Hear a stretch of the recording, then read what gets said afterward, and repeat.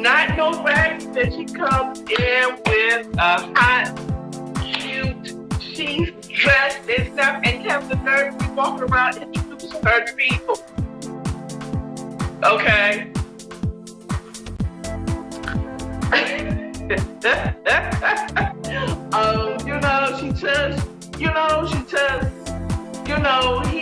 He with this girl. I'm looking at with the author is saying in the messages. Like, hey girl, hey. Okay.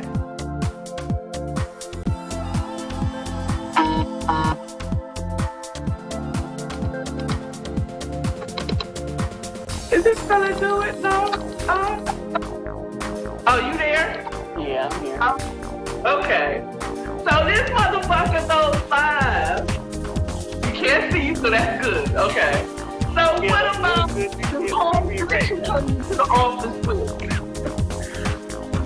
Oh, you got up to that part. Okay, cool. I'm on the last two of the first volume. And this whole motherfucker came in. I started with Kaylee. I remember I hate you so much right now. This isn't dumb activity. This is pure sadistic asshole. He goes flaunting this girl around, walking around, introducing it in the office where he knew Carol was going to be.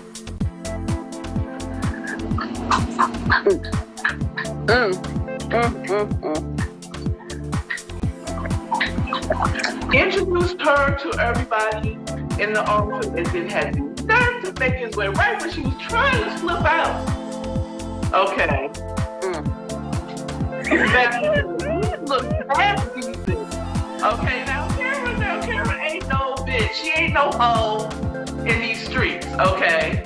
She be looking nice at work, but she's just a little journey. She needs to splash some water on her face, touch up her makeup. You know what I'm saying? Hold on. Okay. I can't be looking like a crazy hoe up in here. Okay. If you notice, he did not go off on her either. Because most, let's not lie, most black women would have been like, oh, hell no.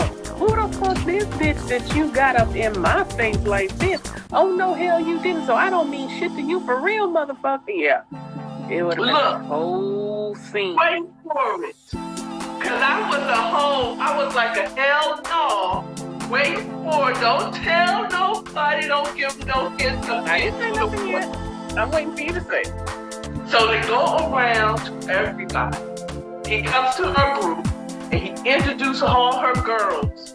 Alexia, Cheryl, Solange, Mariska, and last of all, the cherry on the top, Kara. And she's looking a hot mess. She didn't get to go. Well, she's not a hot mess, but she ain't looking her best. Right. Okay. Because she's been there since. Been drinking too much coffee, got the jitters, probably sweating a little bit, kind of thing. Yeah. His bastard ass. Okay. And she hopped up off of caffeine right now. She's caffeinated. Okay, so you like, hello, she's like, hello. You can imagine being there smiling like, yep. Mind you, before she goes there, he has his finger on a small of her back. It's like, this ain't nothing to another motherfucker employee. Okay. The small of the back. This is the new substance, the bitch you gonna replace me with. When you get on, you gonna call my girl. Is that what you doing, nigga? And her hand. I have a question. When you read that chapter, did it make you finish the volume 1 right away? Because you wanted to know what happened? Oh, I kind of knew I was going to do both, but okay. Yeah. That's like, oh, you ain't going to leave me. At first, just to answer your question, when I got to the end of chapter 23, I was thinking, ooh, this would be great to end it on. How she gonna end it on chapter? How she gonna end it in chapter? That was the intention originally in the book, to leave it right there. And I was like, no, we need to confront this right away, because I didn't know when volume 2 was gonna come out. So I was like, no, we need to address this right away. So I came up with another ending instead. So yeah. So he walks away, his secretary, old lady Madeline. Okay, she talks to the other group and she says hi, whatever. Cheryl, is Cheryl HR or something? She's the head of that department where Kara and the rest of the girls are in. She's their manager. Okay. But you would have, she would have known if they were going to be someone's hire. So she said, hey, Madeline, it's like, who's the new lady? I didn't know we were hiring. I know, she ain't going to be working here. I said, who is she? Is she a relative? Not my blood. My girl, this is getting fast. I fell all the way out. I backflipped on my couch. I was like, hell no. Hell no. Yep. What? Yep. If you remember, you're so silly.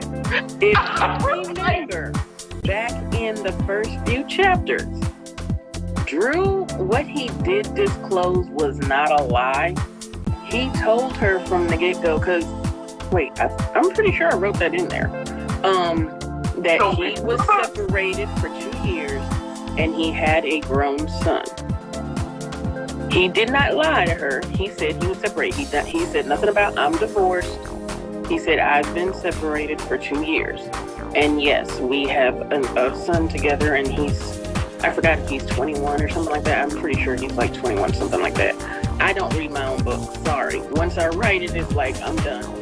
And then, because you bring up stuff in your review, and I'm like, wait a minute, I wrote that? Let me go back in there and see what I wrote. Let me tell you, I was like, hell no, not to me. I felt like in chapter 24, that's not being a dom. That's being a whole asshole. You know what I'm saying? That's being a whole asshole. Yep, that is his wife, because they are not divorced. They've been separated for 2 years, but they are not divorced. So I'm like, oh no, and I would have thought that would have been a good ending to the book. Keeping you like in for the next book. I would have, but I needed another chapter. I really did intend to leave it right there. And I'm like, no, that's way too much of a cliffhanger. No, I need something else. I need to explain. Explain this, but not really. So yeah. You could have ended it there. Yeah, I could have. End of the movie. Part 2 coming in January. Well, I'll tell you what, when I make the movie, I probably will end it right there. The first movie. I'll probably end it right there with the shock on Kara's face and all her girlfriends' faces, and just black, face to black right there. That is what I say is it was the worst. This wasn't just being dumb. This was sadistic. Because not only his wife, from his wife to his business, their business, because they're married, but you brought it to where your friend, you had Thanksgiving motherfucking dinner with these people that she works with. This is the very thing that I would think that she was afraid of. Back in chapter 19, when she found out he owned the business, that he took over the business. Yeah. All I can tell you is you have to start volume 2. Trust me, there is a reason and a method to everything that Drew does. Trust me, you have to trust me. I'm not giving nothing away. Oh, I know. You don't have to worry. You don't have to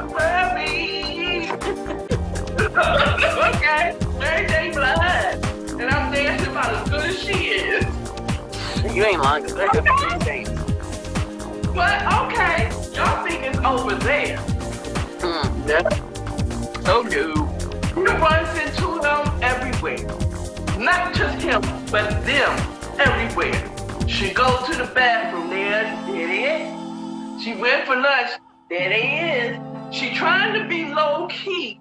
I think personally, I would have motherfucking left.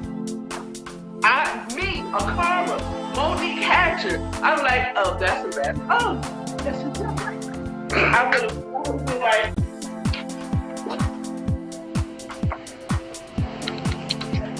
oh, I'm going. I'm out. I'm going home. I'm going home.